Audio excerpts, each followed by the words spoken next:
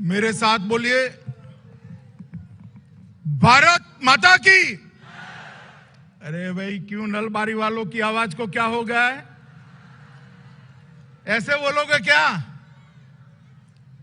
मोदी जी को दिल्ली में मालूम पड़ना चाहिए, नलबारी के अंदर विजय संकल्प महासमारोह हो रहा है।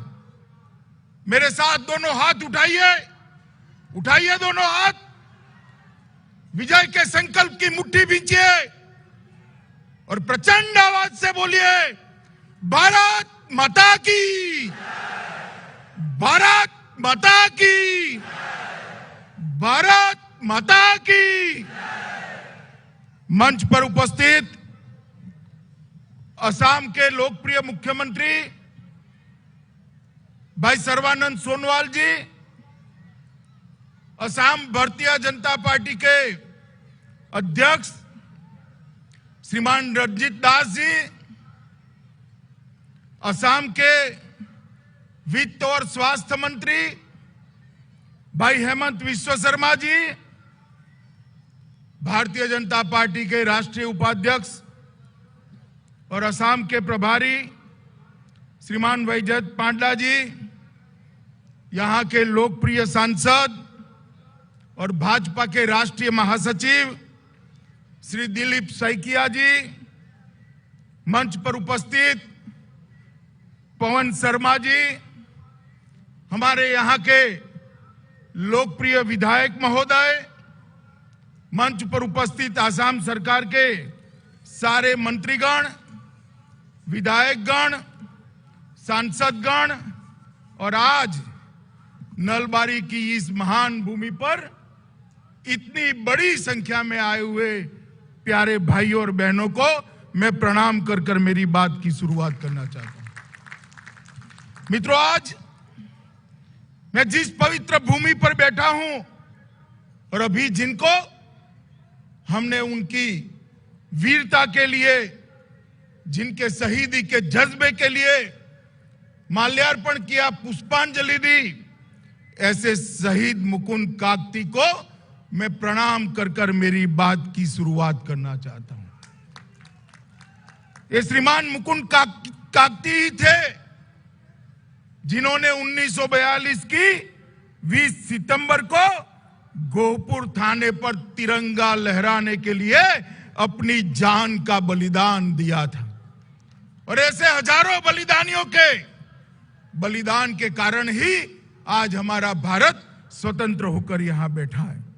मित्रों, आजादी के लिए प्राण की आहुति देने वाले शुक्लेश्वर मेघी, प्रमोद दीक्षित और केरल से आकर असम को अपना बनाने वाले श्री मुरली को हम कैसे भूल सकते हैं। ये सभी योद्धाओं ने यहां पर बलिदान देकर आजादी की चिंगारी को आगे बढ़ाया। और ये हमारा नलबारी क्षेत्र ज्ञान और विज्ञान का भी क्षेत्र रहा है।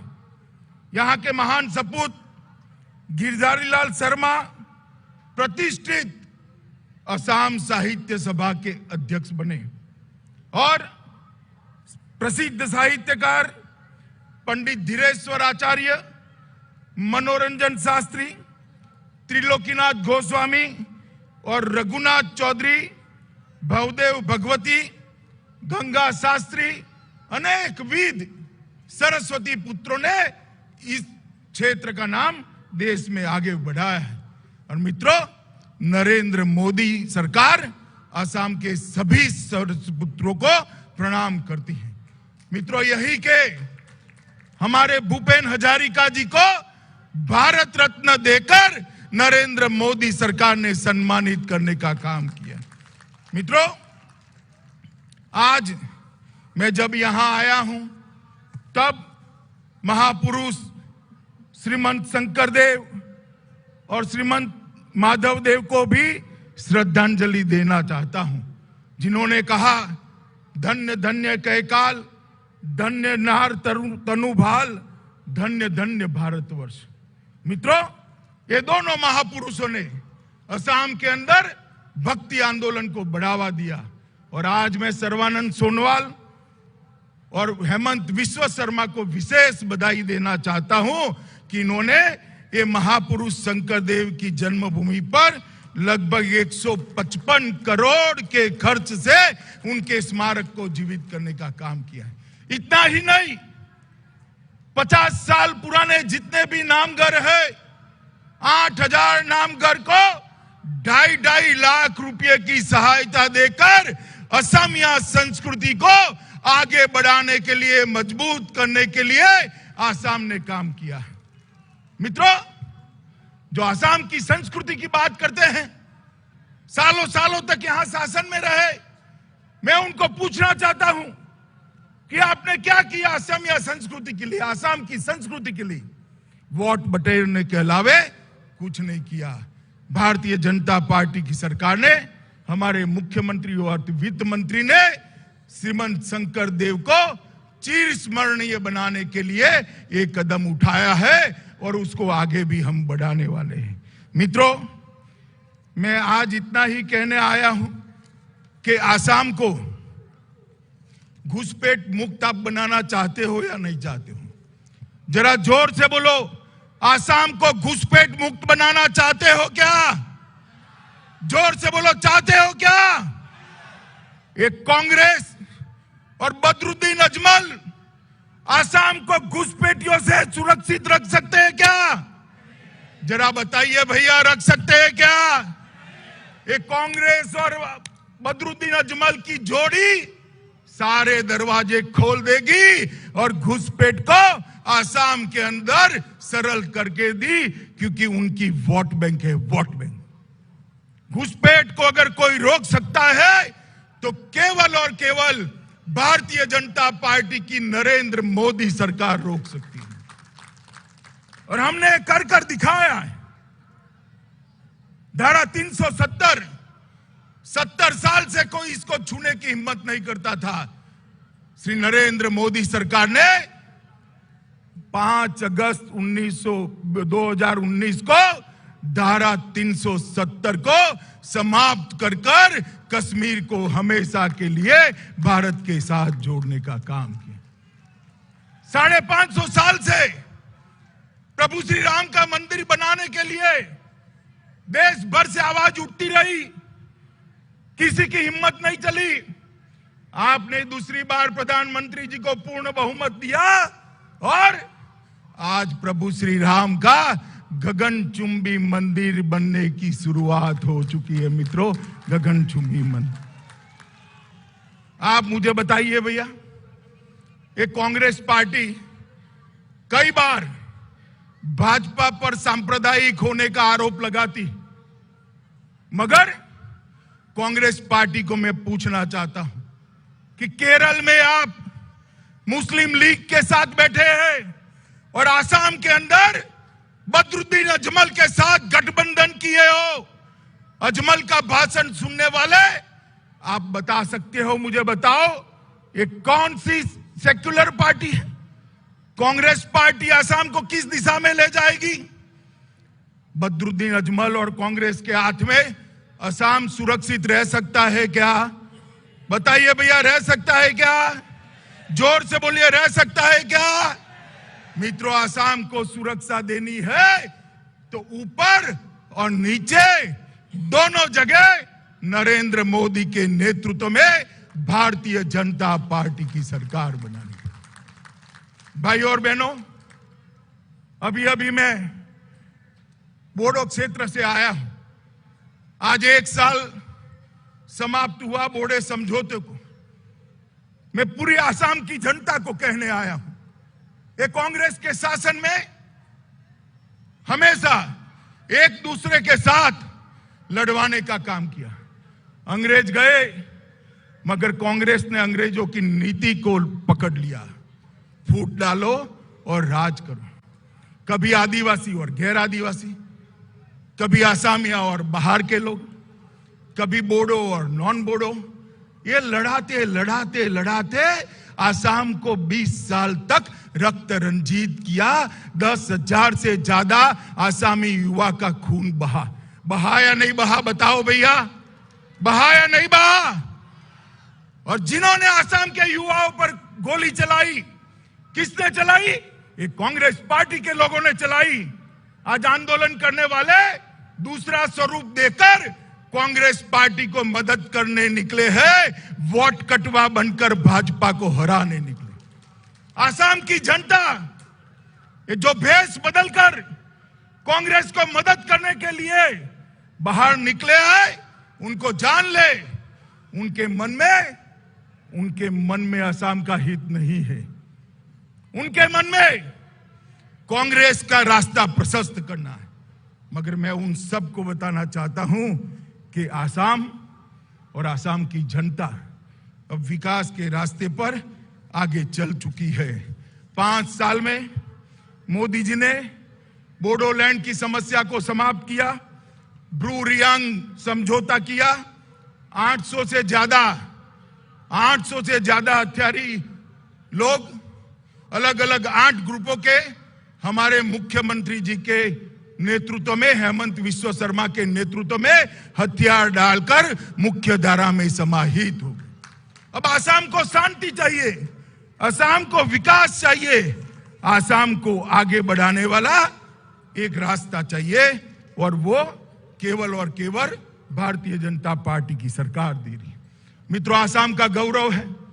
गैंडा काजीरंगा के जंगलों के अंदर एक घुसपैठियों ने अड्डा बनाया था। गैंडों का शिकार करते थे, सैकड़ों की संख्या में गैंडे मारे गए, कोई कुछ नहीं बोलता था। आसाम के मुख्यमंत्री सर्बानंद सोनोवाल ने काजीरंगा के अंदर से घुसपैठियों का सफाया कर दिया। आज गैंडा सुरक्षित है। मित्रों, मैं आज आपको पूछने आया हूं, यहां विकास की एक बाढ़ आई है, नए रास्ते बन रहे हैं, अस्पताल बन रहे हैं, कॉलेज बन रही है, उद्योग लग रहे हैं, और आने वाले दिनों में आसाम की सबसे बड़ी समस्या बाढ़ की समस्या का समाधान भी भारतीय जनता पार्टी ही कर सकती है। मैं आपको अपील करने आया हूं मित्रों कि एक और 5 साल भारतीय जनता पार्टी को दे दीजिए।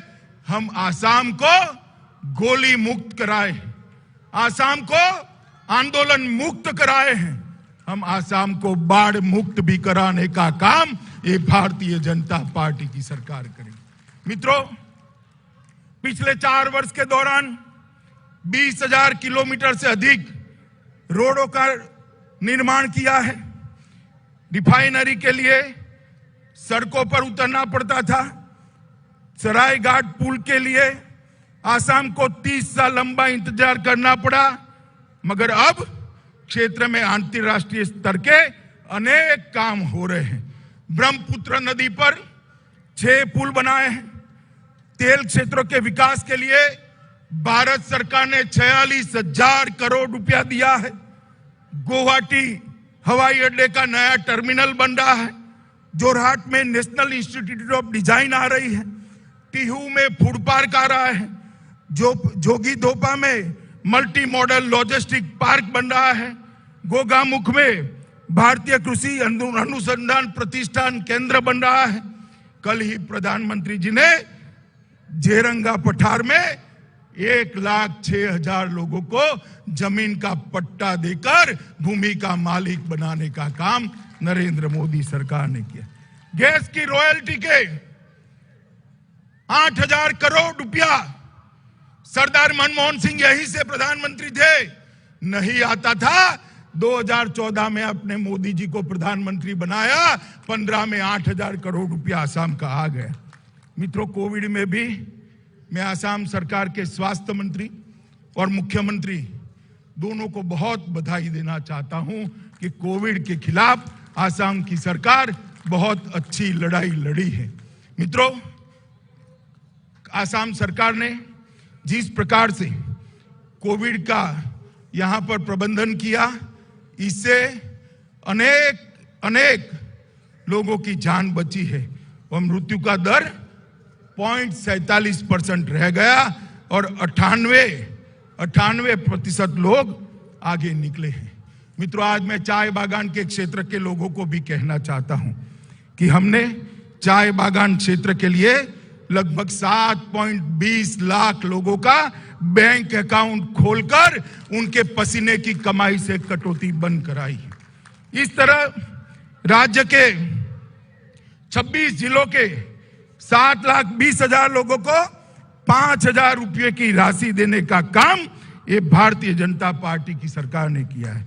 अस्थाई महिला चाय बागान कामगारों को प्रेगनेंसी के समय 12,000 रुपये देने का काम भारतीय जनता पार्टी ने किया है। और इसके साथ साथ हम आने वाले दिनों में उनकी समुचित शिक्षा की व्यवस्था करने वाले हैं, उनके निवास का प्रबंधन करने वाले हैं और उनके स्वास्थ्य का भी प्रबंधन करने वाले हैं। कांग्रेस पार्टी आज उनके वेतन के लिए आंदोलन करी है। मैं कांग्रेस वालों को कहना चाहता हूं, मगर के आंसू मत बहाइए भैया, मत बहाइए। आपके शासन में ही वो बेचारे उजड़े हुए। आज भारतीय जनता पार्टी की सरकार उचित समय पर आपके वेतन का भी पुनः निर्धारण करने का वादा करती है और हम इसको आगे बढ़ाने वाले। मित्रों, आज मैं जब यहां आया हूं तब कांग्रेस की सरकार को पूछना चाहता हूं, कांग्रेस के नेताओं और बदरुद्दीन अजमल को पूछना चाहता हूं, 10 साल 15 साल तक यहां सरकार रही, आपने असम के लिए क्या किया? 13वें वित्त आयोग में सरदार मनमोहन सिंह की सरकार थी, 79,000 करोड़ रुपया दिया, सिर्फ 79,000 करोड़ रुपया दिया। और 14वें वित्त आयोग में भाजपा सरकार आई, 79,000 करोड़ से बढ़ाकर 1,55,292 करोड़ रुपया देने का काम भारतीय जनता पार्टी ने किया है। और मित्रों, मोदी जी ने 40 बार से ज्यादा बार यहां आकर, नॉर्थ ईस्ट में आकर समग्र नॉर्थ ईस्ट क्षेत्र के विकास के लिए आगे बढ़ाने का काम किया है और अनेक गुना बजट में वृद्धि की है, शांति की स्थापना की है और पूरा पूर्वोत्तर विकास के रास्ते पर चल पड़ा है। मैं असम की जनता को करबद्ध निवेदन करने आया हूं। मित्रों, बताइए, यहां दोबारा भारतीय जनता पार्टी की सरकार बनाएंगे? जरा जोर से बोलिए, बनाएंगे? मोदी जी के नेतृत्व में कमल खिलाएंगे? ऊपर नीचे दोनों कमल के फूल लाएंगे? तो मेरे साथ दोनों हाथ उठाइए, विजय के संकल्प की मुट्ठी बींचिए और प्रचंड आवाज से बोलिए, भारत माता की, भारत माता की, भारत माता की, वंदे वंदे